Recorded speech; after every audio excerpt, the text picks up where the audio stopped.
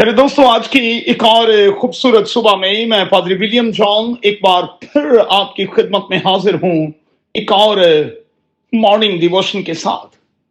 मेरे साथ देखें याकूब का आम खत, उसका 5वां बाब और उसकी पहली 6 आयत। आज सुबह के लिए हमारा मजमून होगा द वॉज ऑफ वेल्थ, दौलत की परेशानियां, मालो दौलत का रंज। अरे दोस्तों, मालो दौलत रंज का बायस भी तो बनता है। क्या आप मेरे साथ इत्तेफाक करेंगे? किसी ने कहा है कि मैं पुअर होना कबूल करूंगा ताकि खुश और खुरम रहूं, बजाय इसके कि मैं रिच हूं और मिजरेबल हूं। एक बात ही याद रखिएगा, दौलत बुरी नहीं, हां इसका इस्तेमाल, इसकी हिर्स हमें बुरा बनाती है। मुकद्दस पौलुस अपने सामईन को वार्न कर रहा है। देखें पहला तीमुथियुस 6वां बाब और उसकी 9वीं और 10वीं आयत।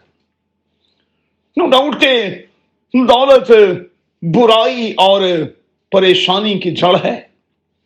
इसीलिए कहा गया है कि हम रोज की रोटी रोज मांगते रहें। याद रखिएगा, दौलत डिस्ट्रैक्शन पैदा करती है, हमें निशाने से, गोल से हटाती है। सो एहतियात दोस्तों बड़ी ही जरूरी है। मजीद गौर कीजिएगा, लूका की अंजील उसका 16वां बाब और उसकी 9वीं ता 11वीं आयत।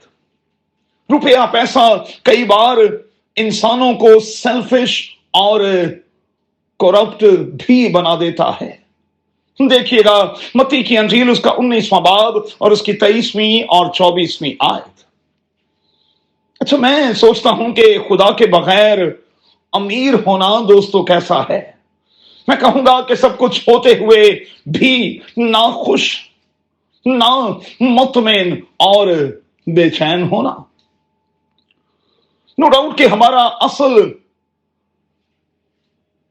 यही है कि हम जो कुछ हमारे पास है उसके लिए खुदा की शुक्रगुजारी करें, क्योंकि जो कुछ हमारे पास है वो हमारे खुदावंद ही का है।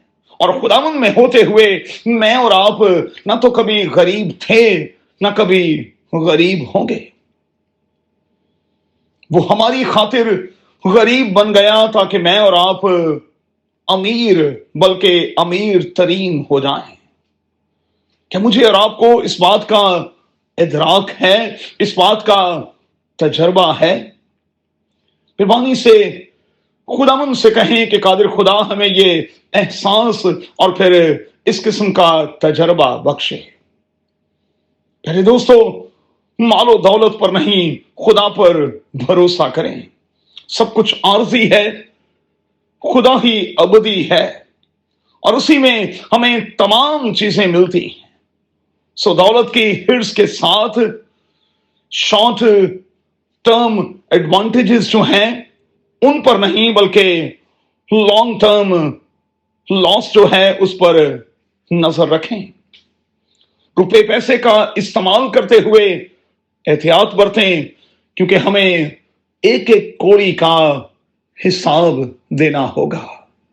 क्या मैं और आप इसके लिए तैयार हैं? कादिर खुदा आपको बड़ी बरकत दे और मेरी दुआ है कि इस खास सीजन में आपकी आंखें किसी इंसान की तरफ नहीं, बल्कि खुदा की तरफ लगी रहें। यीशु के नाम में आमीन।